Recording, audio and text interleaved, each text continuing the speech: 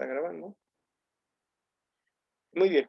Como les decía, de la clase anterior vimos un poquito de los experimentos de Pasteur y descubrimos que Pasteur pues, es el padre de la microbiología moderna, contribuyó con muchos estudios que ayudaron a tumbar la teoría de la generación espontánea.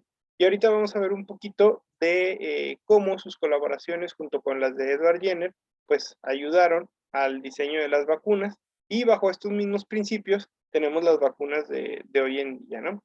Entonces, la microbiología está intrínsecamente relacionada con la inmunología, que es el estudio de la respuesta del cuerpo, del sistema inmune ante las enfermedades, ¿no? Entonces, Edward Jenner, que vivió por ahí de 1700, pues fue el primero en empezar a hacer experimentos para ver cómo se podía curar alguna enfermedad, ¿no? Entonces, de forma muy empírica, él empezó a hacer estudios con una enfermedad, con la viruela, y vacunó a un señor de nombre James Fitt contra la viruela humana, utilizando el virus de la viruela en vacas, ¿sale? Entonces, también Pasteur, pues, hizo algo bastante similar, no más que Pasteur para aquellos entonces, pues ya tenía un renombre, ya tenía mucho dinero y tenía muchos recursos a su disposición, ¿no? Entonces, en menos de una década, pues Pasteur se aventó 4 vacunas, ahí bajita la mano, ¿no? Para el cólera de las gallinas, la erisipela del cerdo, el carbunco y la rabia. Entonces, no hay que olvidar, porque normalmente cuando pensamos en vacunas pensamos nada más en nosotros, pero también los seres humanos hemos diseñado vacunas para enfermedades que afectan al ganado, lo cual nos afecta pues en materia de nutrición y en materia económica a nosotros. ¿Por qué? Porque si se pierde el ganado, pues ya no hay comida, ya no hay las transacciones económicas que dependen del comercio de esos animales, ¿no? Entonces, gracias a Pasteur, pues se salvaron y a Jenner se contaron insalvables vidas, tanto de humanos como de animalitos, ¿no? Entonces, Pasteur obtuvo su primer vacuna para tratar la enfermedad del cólera de las gallinas. Pues básicamente el cólera de las gallinas pues es como el cólera de los humanos, ocasiona una diarrea intensa, fuerte y sanguinolenta, que pues eventualmente deshidrata y va matando a las pobres gallinitas, ¿no? Entonces, lo que hizo fue que inoculó cultivos viejos del microorganismo que causaba el cólera de las gallinas, y estos cultivos, pues al ser viejos, pues eran más virulentos, ¿no? Digo, perdón, menos virulentos. Entonces, al ser menos virulentos, pues podríamos decir que estaban atenuados. O sea, eran el mismo microorganismo, pero al ser un cultivo viejo, al ser un cultivo ya dañado por la edad, por decirlo de alguna manera, ¿qué sucedía? Que no eran tan agresivos ni tan violentos, ¿no? Entonces, aquí empezaron a establecerse algunos conceptos. Pasteur se dio cuenta que los microorganismos atenuados no eran virulentos, es decir, no desarrollaban la enfermedad, o sí la desarrollaban, pero con síntomas menos leves, pero sí eran inmunógenos. Entonces, algo que se le conoce en inmunología como inmunógeno es algo que estimula el sistema inmune. Entonces, como este microorganismo es prácticamente idéntico al que causa vamos a decirlo, la infección, pero este ya está viejito y no atenta y realmente no causa tanto daño. ¿Qué sucede? Como los componentes de su membrana o los agentes virulentos que desarrolla dentro del cuerpo de la gallinita son iguales a estos, pues ¿qué sucede? Como es menos agresivo, le da tiempo al cuerpo de diseñar anticuerpos contra ambas variantes del microorganismo que causa la enfermedad, ¿no? Y a esta técnica, pues lo denominan vacuna, pues viene del vocablo con el cual perdón, del vocablo con el cual nombramos al ganado de las vacas, que es vacuno, y esto pues fue en honor a Jenner, ¿no? Él también utiliza el mismo término de Jenner, ¿no? Luego, Pasteur creó la vacuna contra el carbunco, también conocido como el anthrax, producido por el Bacillus anthracis. Entonces, él ya sabía que los cultivos viejos, pues, eran auxiliares para el desarrollo de las vacunas. Entonces, como él no podía tener cultivos viejos de anthrax, porque se dio cuenta que de todas maneras eran muy patógenos, pues lo que hizo fue que cuando lo cultivó, le puso una temperatura más elevada, a 43 grados. Entonces el pobre Bacillus andaba ahí todo seco, deshidratado, todo jodido, y pues esta variante pues ya no era patógena, porque pues él deliberadamente la había lastimado de alguna manera, y con eso logró pues desarrollar la vacuna, ¿no? Luego vino el diseño de la vacuna contra el virus de la rabia. La rabia ocasiona unas cosas increíbles. Sabemos que todos los mamíferos somos susceptibles del virus de la rabia, por eso es tan importante vacunarnos contra este virus, sobre todo si hemos estado expuestos a la mordedura de algún otro mamífero, sobre todo mamíferos callejeros o que no sean domésticos, como perros, gatos, ratas, murciélagos, etcétera, etcétera, ¿no? Entonces, el virus de la rabia ocasionaba una enfermedad que se conocía antiguamente, ya casi nadie le dice así, pero es un síntoma inequívoco, como hidrofobia. Los animalitos que les da rabia se vuelven increíblemente violentos, dejan de beber agua y eventualmente mueren. Por eso siempre traen así como que babita en el hocico los perros rabiosos, ¿no? Ocasiona la alteración de algunas estructuras cerebrales.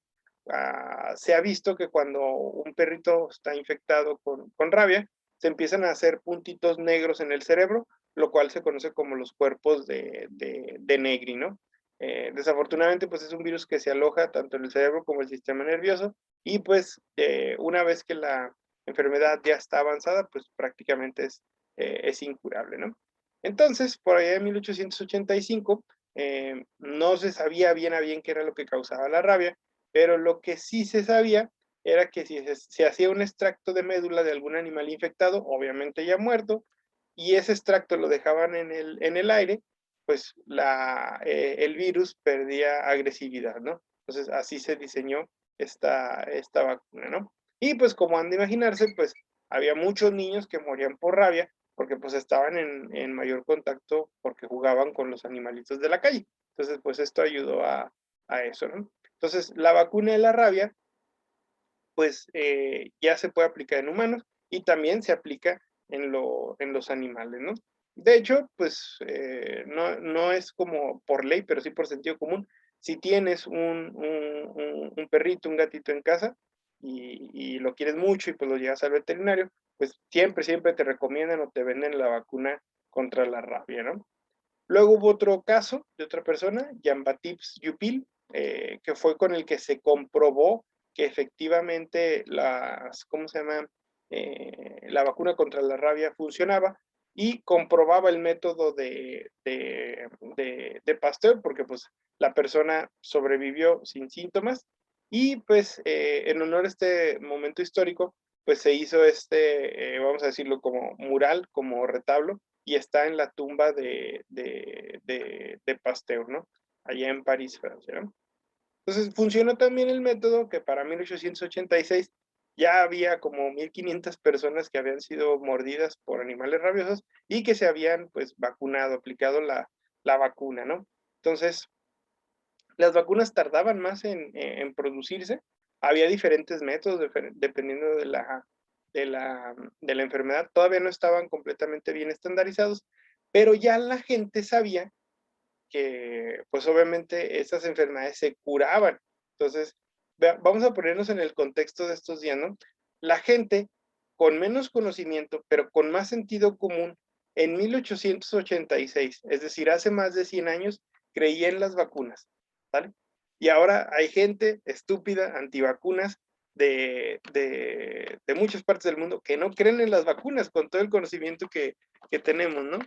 No sé si han visto por ahí este meme de que se está quejando un muchacho de que no, yo no me voy a poner la vacuna porque casi no tiene estudios, ¿no? Y le responde un doctor y le dice, carnal, la vacuna tiene más estudios que tú.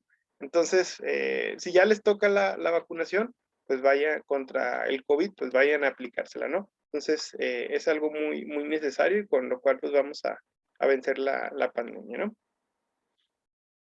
Y bueno, aquí también vemos una imagen de cuando se inaugura el Instituto Pasteur, el 14 de noviembre del 88, ¿no? Y pues para que se den una idea del poder, el reconocimiento y lo magnánimo de esta institución, el Instituto Pasteur sigue en París hasta nuestros días y es punta de lanza en la investigación, no solamente de vacunas, sino de microbiología en general, ¿no? También, gracias a los estudios de Pasteur y de Jenner, se llega al descubrimiento de otras subdisciplinas de la microbiología, ¿no? Nos empezamos a dar cuenta que no todo se podía curar con vacunas o que no era tan práctico en algunos casos, ¿no? Entonces empiezan a surgir otras áreas que ayudan a la microbiología, ¿no? Y técnicas también, ¿no? Una de estas técnicas, pues, fue la quimioterapia, ¿no? A lo que le llamamos quimioterapia, y esto hay que definirlo muy bien, porque normalmente cuando pensamos en la quimio, pensamos en alguien que ya se va a morir, que tiene cáncer, ¿no? Y esto no es del todo cierto, ¿no? Quimioterapia es cualquier tratamiento para casi cualquier enfermedad con sustancias químicas, ¿no? E incluye también el tratamiento de enfermedades no infecciosas. Entonces, eso quiere decir que es una técnica que se utiliza también para el tratamiento de enfermedades como el cáncer, ¿no? Entonces, pues mucha gente empezó a ver, bueno, los microbios, estando cultivados, se mueren si les echamos ciertas cosas, ¿no? Entonces, ¿qué pasaría si echamos estos químicos al cuerpo humano para ver si se curan las enfermedades? Entonces, hubo gente como Elrich, que diseña el Salvarsan, es un derivado del arsénico que curaba en aquel entonces la sífilis, ¿no? Ya no se utiliza porque el Salvarsan, al tener arsénico, pues causa cáncer, ¿no? Pero pues era buenísimo contra la sífilis, ¿no? Luego, por ahí de los 30, Domac descubre las sulfamidas, que son compuestos extraídos de otros microorganismos que ayudan a matar a otros microbios, ¿no? Luego viene Alexander Fleming, perdón, que como tal diseña el primer antibiótico, que es la penicilina, extraída del hongo penicillium, ¿no? Y esto pues se utilizó mucho durante la Segunda Guerra Mundial para evitar las infecciones producto de las heridas de guerra de los soldados, ¿no?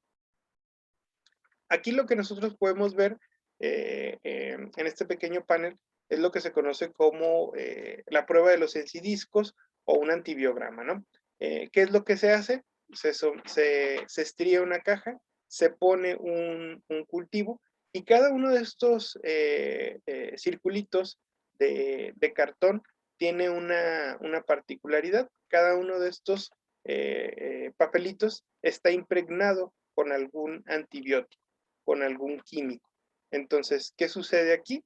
El microorganismo empieza a crecer, pero vean cómo no crece, a esto se le conoce como halo de inhibición, vean cómo no crece donde está este pequeño circulito. Entonces, ¿esto a qué se debe?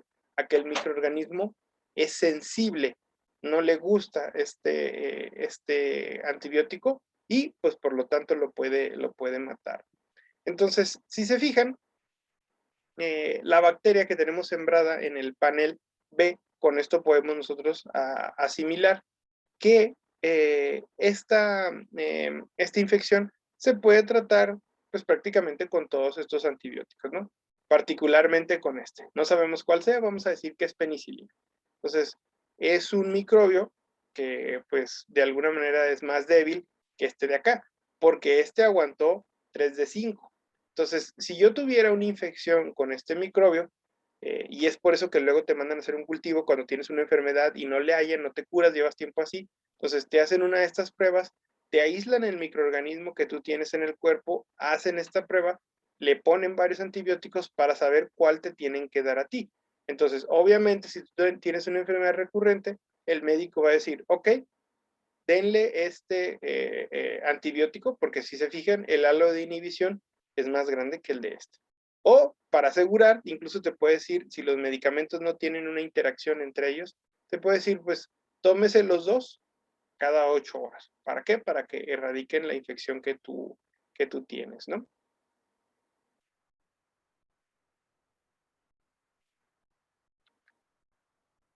También, más adelante, surge otra rama de la microbiología, a la cual denominamos virología, ¿no? Los científicos se dieron cuenta de que no todo era causado por bacterias y hongos, ¿no?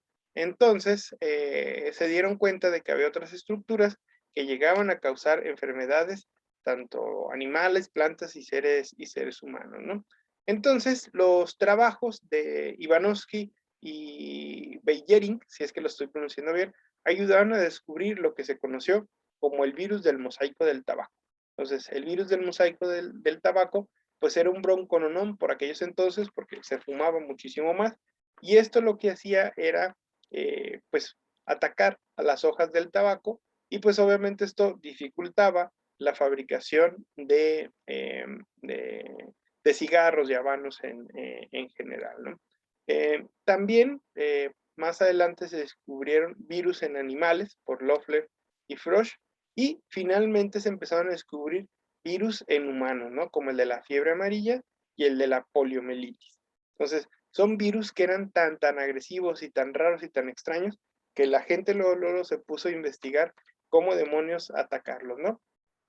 Seguramente ustedes, bueno, son muy jóvenes. Antes, todavía cuando yo era chico, todavía se podía ver gente que tenía poliomielitis. La poliomielitis es una enfermedad que causa malformación en el tejido muscular y en el óseo. Puede causar acortamiento de extremidades o deformación de articulaciones. Entonces, pues pueden seguir viviendo, pero pues viven como discapacitados y es una enfermedad muy fea, ¿no? Y pues bueno, recientemente se ha descubierto que también de alguna manera la poliomielitis afecta al sistema nervioso y puede llegar a causar trastornos mentales, ¿no? Entonces, bueno, la poliomielitis pues ya está erradicada del planeta, eh, eh, pero sin embargo, se han detectado brotes en muchos lugares del mundo porque la gente no le quiere aplicar las vacunas a los bebés. Entonces, tanto ustedes como yo fuimos afortunados porque ya nos pusieron la vacuna contra la polio. De hecho, 2 generaciones atrás ya existía la vacuna contra la polio, pero mucha gente no se la ponía. Entonces, de hecho, pues mis papás tienen la vacuna contra la polio. Es una vacuna, pues, viejísima, ¿no? ¿Qué más tenemos por aquí? Bueno, también nos dimos cuenta, y esto se sigue usando hasta nuestros días, fíjense, desde 1911, de cómo multiplicar virus de los animales en embriones de pollo. Entonces, las compañías que se dedican a la fabricación de vacunas son empresas de huevos. Tienen que comprar muchos huevos ¿cómo se llama? De gallina, sobre todo, los inoculan con el virus, obviamente pues ya no se desarrolla el fetito del pollo, y ese extracto pues posteriormente se purifica para fabricar las vacunas, ¿no? Más adelante se descubren los llamados bacteriófagos, que son virus específicos de bacterias. O sea, no crean que los virus nada más joden a las plantas y a los animales, agarran parejo y también le pegan algunas bacterias. Incluso algunos virus son buenos, o sea, para las bacterias obviamente les dan como superpoderes y resistencia a condiciones medioambientales adversas, ¿no? Más adelante también se encontraron otras cosas que no son virus, y a estos se les denominaron viroides y priones. Pero pues de eso vamos a hablar después, ¿no? Entonces, así a grosso modo, no lo vamos a analizar uno por uno, pero pues desde 1674 tenemos idea de que existen los microorganismos gracias al invento del microscopio de Van Leeuwenhoek, y hasta nuestros días, decimos días entre comillas, por ahí de 1985, Kary-Mullis, el doctor Kary-Mullis, inventa la reacción en cadena de la polimerasa, o la PCR. Entonces, por este descubrimiento le dan el Nobel, y es una técnica, la técnica de PCR, ahorita les va a sonar un poquito mejor, es una técnica que se utiliza hasta nuestros días y tiene pues infinidad de aplicaciones, ¿no? Sobre todo para detección de enfermedades, entre otras cosas, ¿no? Y amplificación de genes, ¿no? De hecho, pues vean, esta prueba existe esta técnica está pues, reportada desde 1985, y la estamos utilizando hoy en día para detectar en nuestra sangre, pues, el virus del COVID-19. Entonces, pues, es una técnica súper, súper, súper sensible, súper, súper avanzada que se sigue utilizando hasta nuestros días, ¿no? Con algunas modificaciones, sí, propias del avance de la tecnología, pero en esencia es el mismo principio, ¿no? Aquí tenemos otro de los grandes investigadores en microbiología, él es el doctor Tyndall, inventó el proceso de la tindalización, se dio cuenta que muchas cosas pues era muy difícil esterilizarlas y pues este cuate lo que hacía era calentar tubos de aceite para matar a los microbios que ahí estaban, ¿no? Entonces les daba como una especie de 3 ciclos, 3 calentamientos y enfriamientos y con eso se garantizaba eh, que ya no había microorganismos, ¿no? A eso se le conoció como el proceso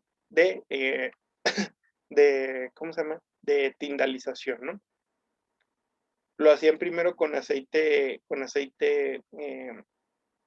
mineral y a la fecha es un proceso que todavía se utiliza, sobre todo para estos procesos de ciclos de calentamiento y enfriamiento, pues es el mismo principio que se utiliza para el envasado de algunos, ¿cómo decirlo?, alimentos procesados que no se pueden pasteurizar porque se quedan sin nutrientes, ¿no? Entonces, Tyndall, de alguna u otra manera, se dio cuenta que las bacterias tenían dos fases vitales, ¿no?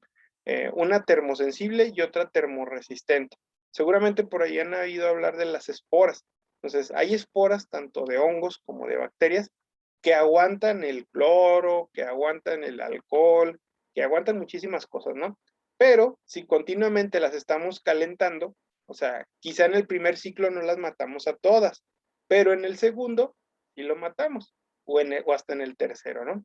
Entonces, pues, a grosso modo, ¿cómo funciona el proceso de tindalización? Pues se calienta de 50 a 100 grados centígrados por 1 o 2 horas, donde se mueren todas las células vegetativas, pero nos quedan las esporas, y luego germinan las esporas, que dan lugar a células vegetativas, y luego volvemos a calentar otra vez eso, hasta que no quede nada. Entonces, pues de esta manera se esteriliza el medio, aquí lo vamos viendo, como después de cada ciclo de calentamiento, pues se van perdiendo bacterias y esporas. Luego, más tarde vino Mechnikov para explicar la teoría celular, donde él daba cuenta de que se podía adquirir inmunidad, ¿no? Entonces, la inmunidad se reportó por primera vez como un fenómeno donde los leucocitos fagocitaban, es decir, se comían a los virus y a las bacterias, o a los protozoarios hongos que nos atacaban. Entonces, de esta manera, Mechnikov se dio cuenta de que no solamente las personas resistían las enfermedades por las vacunas que les aplicábamos, sino que también de forma natural e inespecífica el cuerpo rechazaba las células extrañas a él mismo, como las bacterias, los hongos, bla, bla, bla, ¿no?